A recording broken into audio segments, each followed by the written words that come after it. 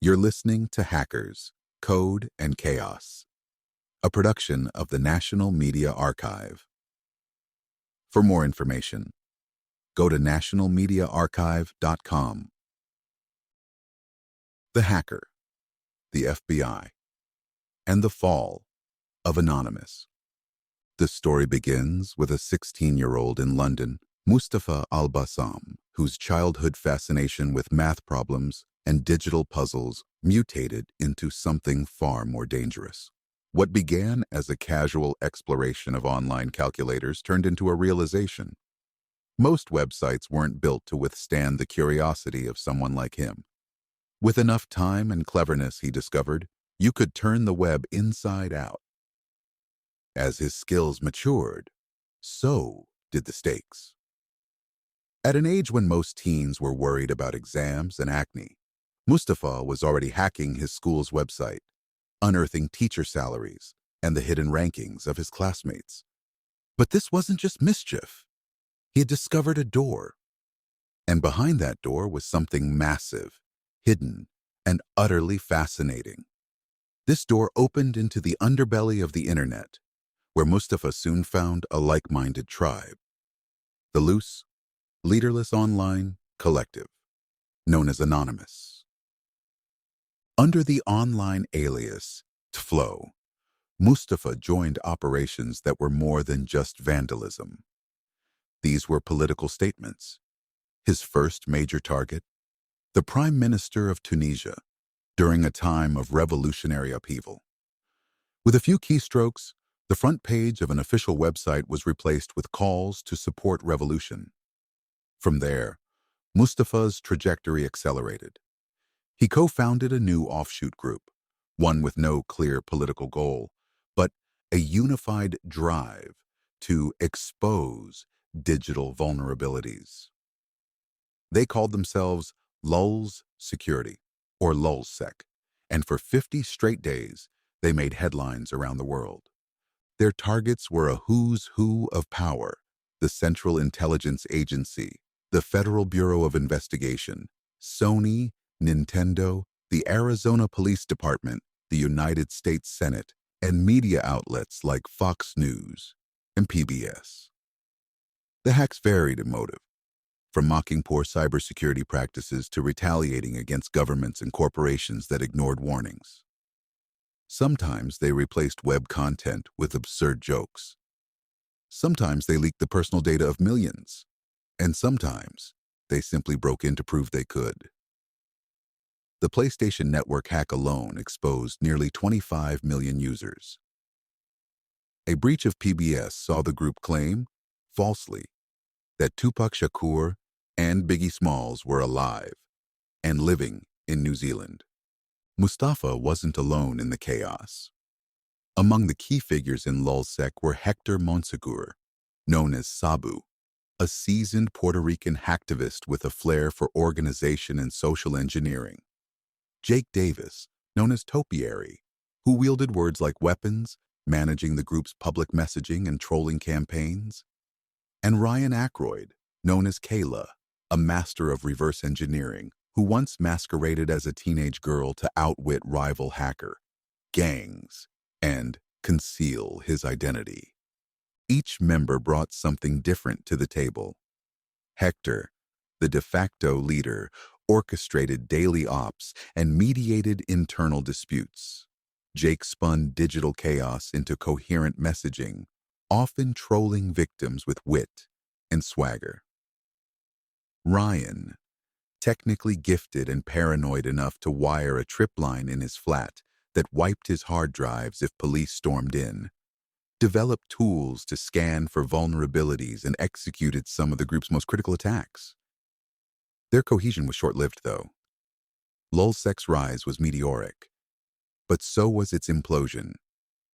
What began as a team of anonymous equals devolved into a fractured crew, plagued by paranoia, betrayal, and the inevitable knock of law enforcement. It all came to a head when Hector Monsegur slipped, logging into a chat room without routing his traffic through a proxy server. That tiny misstep was enough for the Federal Bureau of Investigation to trace his location and arrest him in New York. But instead of facing over a century behind bars, Hector flipped. He became an informant. Overnight, the group's most trusted member became its biggest liability. Hector, now wired and monitored, continued chatting with the Lulzsec crew while feeding every bite to the government. Over 300 institutions, corporate, financial, and governmental, were quietly warned about their security holes, not by white-hat consultants, but by a hacker working a double life from an FBI-monitored apartment. Meanwhile, Mustafa, Ryan, and Jake carried on, unaware that the net had already been cast. London police finally struck in unison. Armed with evidence from dozens of attacks, they arrested the trio. Jake Davis received a 2-year sentence in youth detention. Ryan Aykroyd, who once posed as Kayla, got 30 months. Mustafa, being a minor at the time of the hacks, received a suspended sentence in community service. Still, the damage had already been done. In just 50 days, Lulzsec had rewritten the script for what modern cybercrime looked like. The targets weren't obscure. They were global. And the offenders weren't shadowy old men in basements. They were teenagers, sharp, disillusioned, and dangerously talented. More than just digital graffiti artists, these hackers revealed an unsettling truth. The systems that run the modern world, whether it be the security infrastructure of a multinational corporation or the sensitive backend of a government agency, were laughably easy to compromise. The hackers didn't need supercomputers. They didn't need state funding. They just needed curiosity, patience, and a basic grasp of how sloppily the digital skeleton of society had been built. What they exposed wasn't just weakness in code. It was complacency on a global scale. The illusion of invincibility is one of the most persistent myths in the world of cybersecurity. For every system built, every wall raised, there exists a window left slightly ajar, an outdated plugin, a reused password, a forgotten port. The reality is that most networks, even those belonging to the largest and most powerful institutions, aren't protected by bulletproof glass, but by tissue paper, layered, yes, but fragile under the slightest stress. In this landscape, teenagers with time and a rudimentary grasp of code can wield the power of sovereign nations. And sometimes, they do. What makes this sobering isn't just the existence of security holes. It's the predictable indifference to them. Time and again, corporations are warned about vulnerabilities only to ignore them until a breach occurs. At that point, it becomes damage, control, spin doctors, press releases, legal filings. The emphasis shifts from prevention to mitigation. Lulzsec understood this all too well.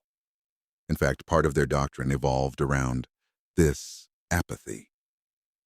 If emails to security teams didn't spark change, maybe a public defacement would. If quietly flagging holes got you ignored, maybe dumping a database would make someone pay attention. This wasn't criminal logic in the traditional sense. It was reactive, nihilistic even, but underpinned by a warped sense of ethics. And what happens when that chaos becomes internal? The cracks in the external world mirrored those inside the group. Anonymous, and by extension Lulzsec, was never built to last. It thrived in moments of collective outrage or shared excitement. But leadership, structure, trust, that wasn't in the code. Paranoia grew. Questions emerged. Who was logging conversations? Who might be cooperating with the authorities? What began as collective action started to feel like a game of musical chairs played on a landmine. It's a bizarre truth. Many in this digital underground genuinely believed in something. Some saw themselves as digital vigilantes, exposing wrongdoing. Others just wanted to embarrass the arrogant. And then there were those who got addicted to the rush, to seeing their names in headlines, even if masked by pseudonyms. That thrill, mixed with the illusion of anonymity, proved combustible. The internet gave them masks. The consequences ripped them off. The damage wasn't abstract. Names, addresses, credit cards, internal emails, personal photos, police reports, medical records. When data breaches happened, it wasn't just headlines that bled. It was people. Families got doxxed. Executives got harassed. Users lost money. Victims became collateral in a war few understood and even fewer authorized. It raises the uncomfortable question: can exposure for a cause ever justify the trauma that follows? From the outside, Lulzsec's hacks often looked like pranks. But beneath the surface was a recurring pattern, an audit of systemic laziness. No one should have been surprised that root passwords were 1, 2, 3, 4, 5, 6, or that corporate access points were left wide open. But they were, over and over again. So who really bore the blame? The teenage hackers with no degrees? Or the corporations with billion-dollar valuations and $0 oversight? What unfolded next was less about code and more about people. Investigators didn't crack encryption. They cracked trust. They leaned on human error. Someone logs in from the wrong IP. Someone repeats a password. Someone brags too loudly. And the door opens. When arrests happened, they didn't arrive with cinematic SWAT raids. They arrived with paperwork, surveillance logs, and chat transcripts. And suddenly, the mask didn't fit anymore. Inside courtrooms, prosecutors faced a unique dilemma. How do you sentence a crime that wasn't physical, but felt just as invasive? How do you punish teens who wrote lines of code, not held up banks with guns, but still caused millions in damages? The law, it turned out, wasn't ready. And the media, even less so. For every article that condemned them as cyber terrorists, there was another painting them as digital Robin Hoods. The truth was murkier. They were neither heroes nor villains. They were a mirror, reflecting the internet as it actually was. Not how we like to pretend it worked. But the most telling irony came not from their crimes, but from what happened after. Because some of the same people who were labeled as threats to national security later found themselves invited to speak at conferences, hired by the same companies they once breached, or headlining Youth in Tech panels. It's the paradox of the digital age. Yesterday's threat is tomorrow's consultant. The question isn't whether someone has hacked. It's whether they've been caught and what they did after. The greatest myth of the digital age is that the internet is some intangible, amorphous cloud of mystery beyond comprehension. In reality, it's a stitched-together patchwork of cables, servers, software, and the fallible decisions of humans. It's not magic, it's duct tape, and that's exactly what makes it both so powerful and so easy to manipulate. The power to upend entire industries no longer requires militarized arsenals or state-backed intelligence units. It just takes a laptop, persistence, and a willingness to think 10 degrees more laterally than the people guarding the gates. The hackers of the early 2000s understood this intuitively. But what made their operations especially dangerous wasn't just technical prowess. It was narrative. Storytelling. They didn't just steal data. They owned the narrative. They mocked their victims with memes, wrote manifestos in code, turned entire hacks into performance art. A breach wasn't complete until it had gone viral. A defacement wasn't a success unless it trended. This shift, the fusion of hacking with culture war, entertainment, and public spectacle, was a new kind of disruption. Cybersecurity wasn't just about patching systems anymore. It was about managing perception. And once perception became the battleground, the consequences stretched far beyond firewalls. Businesses tanked in value after a leak. Careers were ruined. Investigations were launched not to fix problems, but to manage fallout. Hacking had become not just a tool for disruption, but a weapon of reputation. If you controlled the story, you controlled the damage. And for a while, hackers like those in Lulzsec held that power. But this power didn't emerge in a vacuum. It was forged in chat rooms, IRC logs, and virtual hideouts where thousands of pseudonymous users gathered to dissect vulnerabilities, laugh at institutional failure, and occasionally plan digital chaos. The nature of these spaces was anarchic, but they weren't devoid of values. There was a strange internal consistency, respect for skill, disdain for clout chasing, and an almost spiritual obsession with revealing how broken the system really was. This wasn't about bringing down the system for sport. It was about forcing a conversation that corporations and governments had tried to avoid. And here lies the contradiction. The more these hackers pushed, the more the system adapted. Companies beefed up security, not just with tech, but with hiring. The same teenagers once hunted were now headhunted. Law enforcement launched cyber units. Politicians introduced new bills. The digital immune system began to respond. But like any immune system, it didn't just target invaders. It sometimes attacked its own. Whistleblowers, security researchers, even pranksters who pointed out flaws were swept up in overly broad legislation and fear-fueled prosecutions. The landscape changed, and not always for the better. Meanwhile, those who were once inside the Lulzsec bubble faced new identities. Some vanished into normalcy, quietly taking jobs and erasing footprints.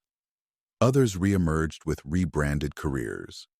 Cybersecurity experts, blockchain founders, keynote speakers. The reinvention wasn't just survival. It was transformation. They hadn't just tested the system's limits. They had exposed its DNA.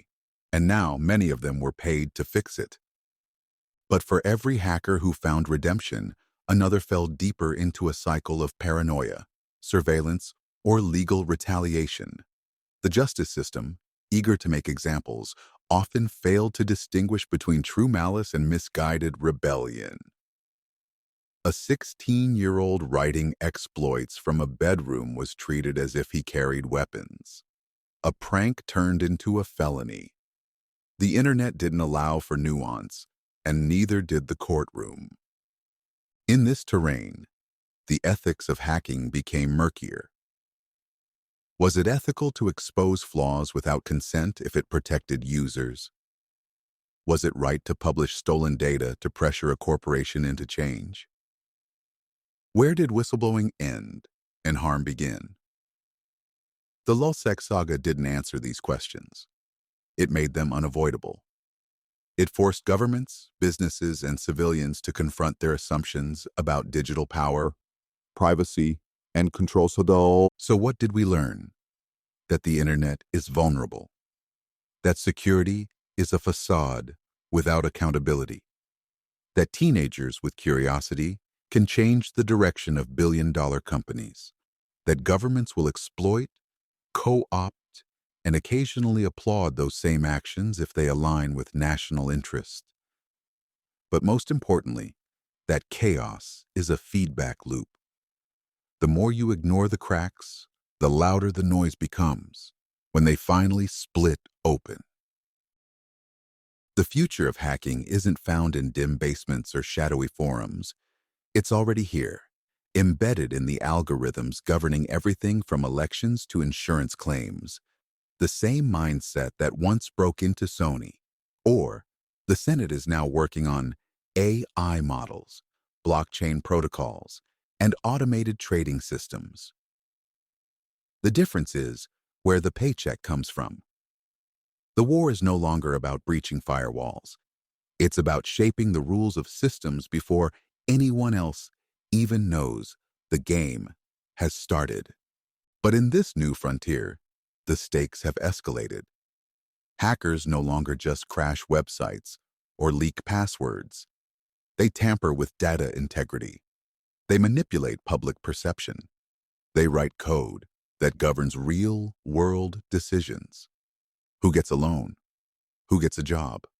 Who gets watched? And behind it all is a core truth that hasn't changed. The most dangerous exploit isn't in software. It's in trust. Systems can be patched. Belief cannot. Once, thus, the public sees institutions as vulnerable, the damage lingers far longer than any DDoS attack. And yet, paradoxically, it's from this volatile soup that some of the most respected security experts have emerged. Former hacktivists now lecture on ethical computing.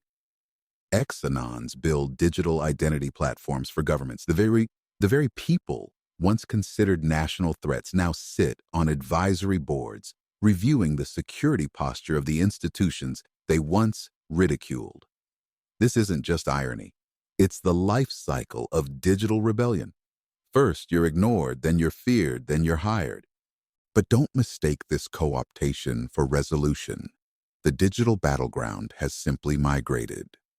Today's conflicts play out over zero-day exploits in global supply chains, ransomware deployed in critical infrastructure, backdoors quietly inserted into consumer devices. State actors and corporations now use the same tools pioneered by teenage hackers a decade ago, only with more funding and less accountability. The line between hacktivism, espionage, and corporate sabotage has blurred beyond recognition. This shift raises a final, unsettling question. If everyone's a hacker now, who gets to call the shots? Is it the nation-state with the best offensive cyber unit? The company with the largest data monopoly? The individual who controls the kill switch on a social platform's algorithm? In a world mediated by code, power accrues not to those with weapons, but to those with access. And in that sense, the legacy of groups like Lulzsec isn't just historical, it's structural. They proved that access is everything, that obscurity is an illusion, that the digital space is governed less by rules and more by incentives. They didn't destroy the system, they exposed its scaffolding. And in doing so, they gave a generation of digital natives a preview of what's possible when curiosity outruns caution. Whether you see them as vandals or visionaries, Lulzsec forced open a door. What walked through afterward? Government surveillance programs, corporate bug bounty schemes, tech-for-hire mercenaries wasn't their fault, but it was their consequence.